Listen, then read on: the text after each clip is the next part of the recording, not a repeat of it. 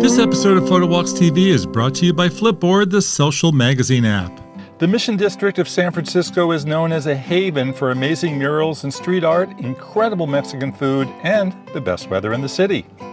And that hasn't changed since my dad's day when he hosted a local travel show here in San Francisco called Bay Area Backroads. Now we're doing photo walks and we're looking for great travel ops and great photo ops as well. And what attracted my dad to the Mission, the good news, it hasn't changed much. It's still about great food, great culture, and amazing street art. Here's how we described it way back in 1991. Even when it's cold and foggy elsewhere in the city, it's probably sunny here. And the colorful murals and lively street scene radiate a warmth all their own. The Mission has a multicultural history. Spanish, Irish, and German settlers all came here, but now the flavor is distinctly Latin. One big change, of course, cost of living. You have waves of people coming and then you have waves of people leaving because of the evictions and all that, yeah. It's more expensive, that's for sure, right? Oh yeah, it gets expensive, you know. I remember when burritos were a $3.50 and they called it the garbage burrito, and it was a big fat burrito. You'd have to cut it in half and share with somebody. Now those burritos are like $16. You know, pretty soon they'll be 20. But what intrigued my dad the most was the building that this area is named after, the Delores Mission. This is one of 21 missions built in California, going back to the beginning of the country. I mean, this building was built in 1776, and it is the oldest, still intact, erect building in San Francisco. What do you feel is the significance of the Mission to San Francisco in general?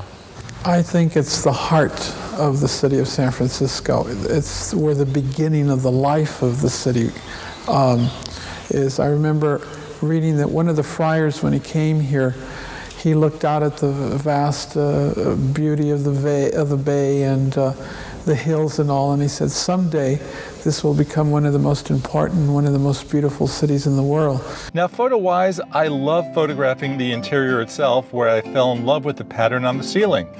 Best way to capture it? Use the ultra-wide lens on your phone called 0.5 on recent iPhones. This is a hard shot to get standing up, so go ultra-wide and lay on your back to pick up the whole thing.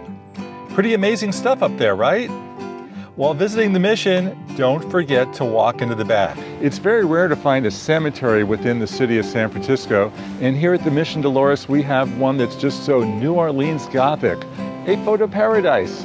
Now, speaking of photos in paradise, Alfred Hitchcock's love letter to the city of San Francisco, Vertigo, filmed here in the 1950s, did a scene right here in this cemetery.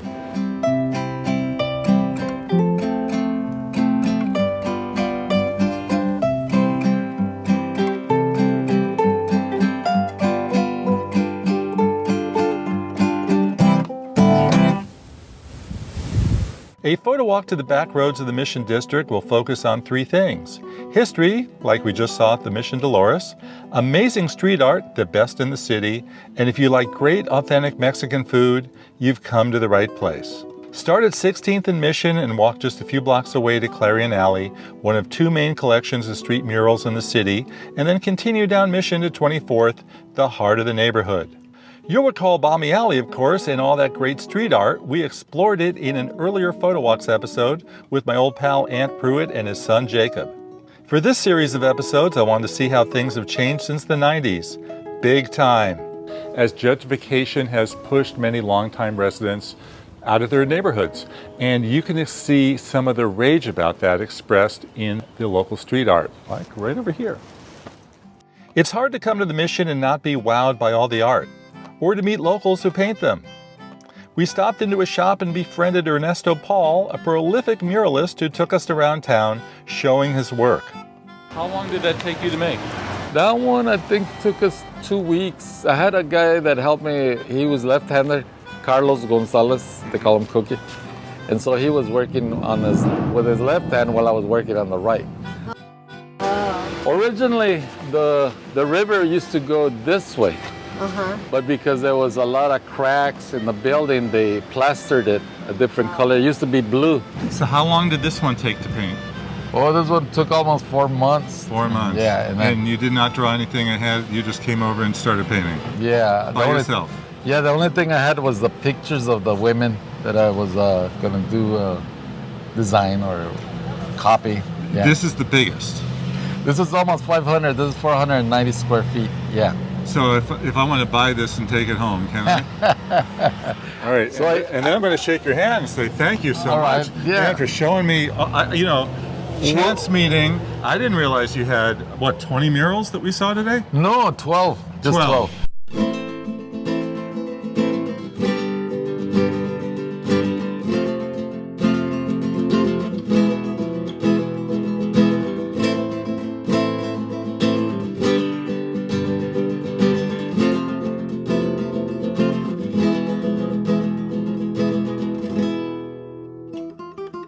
You gotta see this last one before I let you guys go. One more. Okay. And that one will top all of them.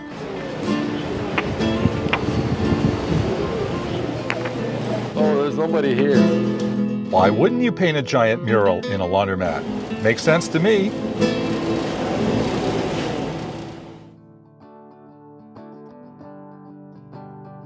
So a quick word from our sponsor, Flipboard, the social magazine app.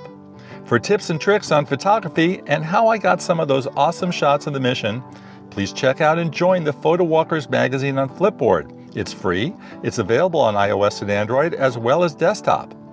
We'd love to see your photos and questions there as well. Just email me for an invite link, photowalkstv@gmail.com. Photo tip time, and today's topic is exposure control. You know, the great thing about smartphones is that our pictures look fantastic. They're not too light, they're not too dark, they're not out of focus. Everything's just about right, except when it isn't.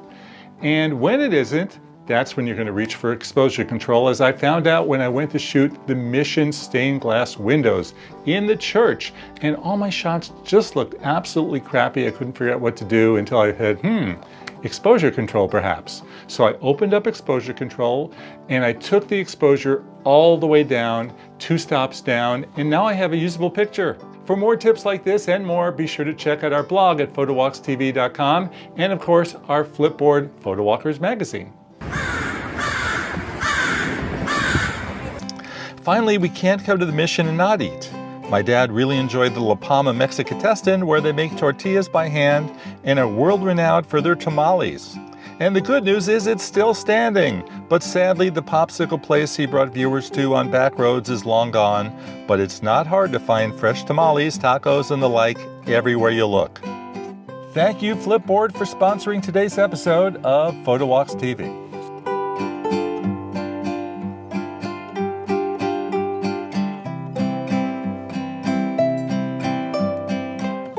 And that wraps up our Photowalks Meets Backroads series of episodes here in San Francisco from the Mission District. We also, of course, went to North Beach and Chinatown, so I hope you'll check out those episodes.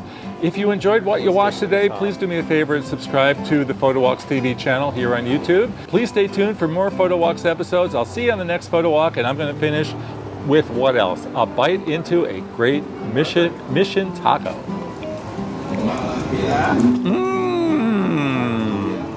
Boy, that's good. That's really good.